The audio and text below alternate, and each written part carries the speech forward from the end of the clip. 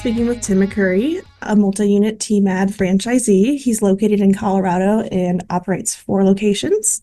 He left a 20-year background in sales to fulfill his entrepreneurial dreams in 2019, and he opened his first Teriyaki Madness in February of 2020. So today we're going to discuss his story and successes as a TMAD franchisee. So to kick us off, can you tell us a little bit more about your background in sales, what you were doing before you became a franchisee, and what kind of attracted you to franchising and Teriyaki Madness in general? Sure. My background is really sales of everything, but mostly I was in the car business in multiple different roles, from sales to a general manager to finance to managing teams across the country, working with credit unions. So I've sold about everything you can sell, but that's where most of my career was spent. I always knew I wanted to do a restaurant, and to do just a restaurant on my own would not be an easy task. So I was buying lunch for one of my dealerships I was visiting, and they sent me to another TMAD where they like to eat, and that's when I fell in love with the food. So from there, that's when I looked into franchising, and the story is as you just said. I have 4 now. So you recently doubled the number of shops you have open. How do you balance owning multiple locations? Well, in the beginning of owning multiple locations, the big part is to being able to step away from your first ones, and having a team you can entrust to run those stores. And that's what I have in my first 2 locations. I have one general manager who oversees both stores, and he has a good team underneath him in each store, which allows me to focus on the 2 new ones and cultivate those and help those grow. So I don't spend a lot of time in my original 2 stores at this point. Most of my time is spent in the one I acquired and the one we just opened, all within 6 weeks of each other, and just focusing on those and building those teams. Ideally, once those are built and they're running on your own, and I'm not having to be a person in the store closing it or opening it, I'll be able to visit each of the locations all week, every week. And how can you go back a little bit to how you transitioned from running 1 location to running 2? Was that difficult? Was it easier to go from 1 to 2? Was it easier to go from 2 to 4? Tell me about that. I think it's easy to do all of them, but you have to let go of your control issues that we have as owners. If you can't let go of your control issues, you're not going to be able to run multiple shops. So knowing that I could hand over my first shop to my oldest son, who has since left and moved on to something else, and we have a new management team in there, that able to turn that over to him allowed me to focus on the second location, and hiring a staff into that and a manager into that, and turning it over to a manager pretty quickly. Then I was able to bounce between the 2 stores, just overseeing operations. Then going from those 2, like I said, having teams in place, I was able to acquire one and then open another one where I'd been looking at the area for several years, just looking for the right location to place our 3rd shop as part of our original agreement. So, sorry, if I could just butt in for a second. I know you were talking about your management and being able to put a lot of trust in them so you can step away and focus on expanding and focus on your other locations.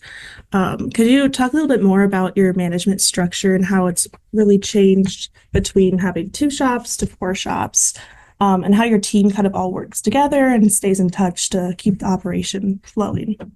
Sure. So our stores originally when we were 2, each had a general manager in them with shift leads, 2 or 3 shift leads that can handle closing the stores.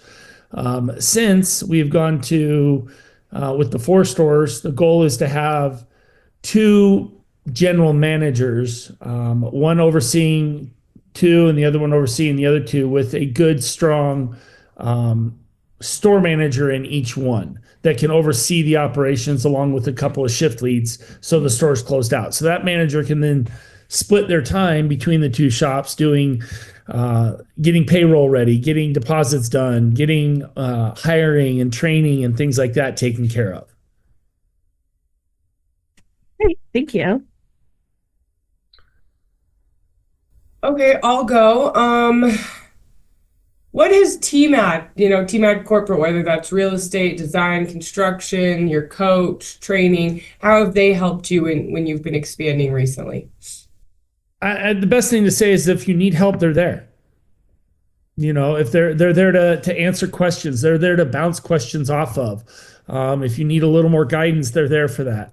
So that's the biggest thing for me. I'm kind of go out, figure it out, and then I'll take answers and take my things to somebody. So they're always there to answer questions, whether it's my coach calling them late at night, early in the morning, whether it's calling real estate or supply chain or marketing. They're always there to answer questions and help you through the process. So like a good support system, they're not there when you don't need them. They're there when you need them. I love that. Who do you think you lean on the most when you need help? Oh, my coach.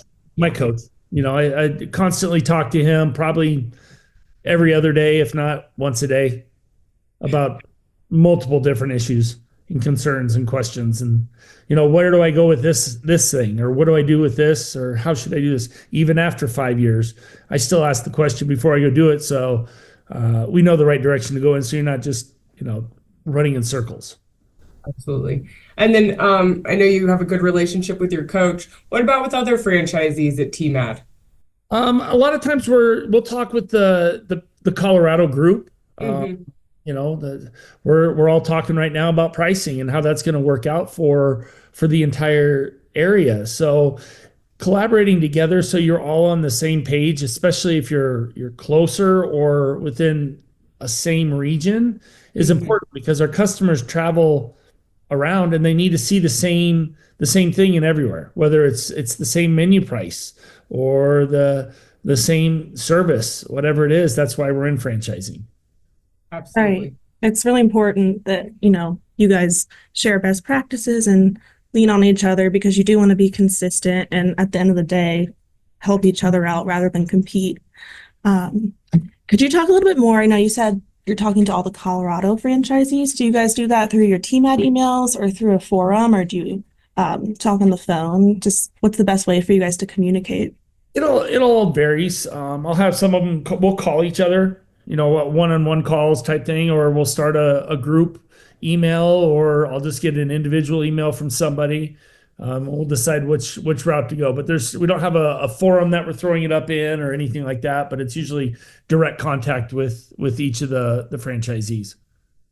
Okay, great.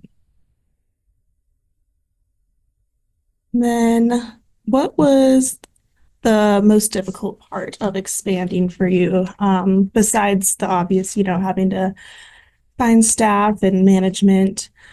What were some of the struggles and how did you get through those? I think it's the same struggle even when you're opening your first store is being able to entrust somebody else with the locations. Mm-hmm. We're putting a lot on the line when we open a store. Some of us it's our complete and total livelihood that we've put up, and to allow somebody else to run your location or allow you to step away from your location. That's the hardest part, is trusting that you've put the right team in place to let you step away. And that goes from one store to two stores to four stores. Right now I don't have the right team trained up, so I have to be in the stores, constantly working a closing shift, working open to close. So my other person that I do and trust in the store can have a day off. He has to do the same thing, work a bell so I can have a day off from the store. And that usually takes a couple months to hire those new people, get them trained up to where they can handle most of the situations. But after that, you need to be available for them. If they're going in closing, or they run into a problem on Revel, or they run into a problem with a customer or something in the store, they need to be able to reach you and talk through the problems. Absolutely. Any final thoughts based on kind of what we've discussed today, Tim? It's a fun ride. It's crazy where it ends up, and it happens pretty quick, but it's definitely been enjoyable, and I'm waiting to see what happens throughout the rest of this year to what the next steps are. Absolutely.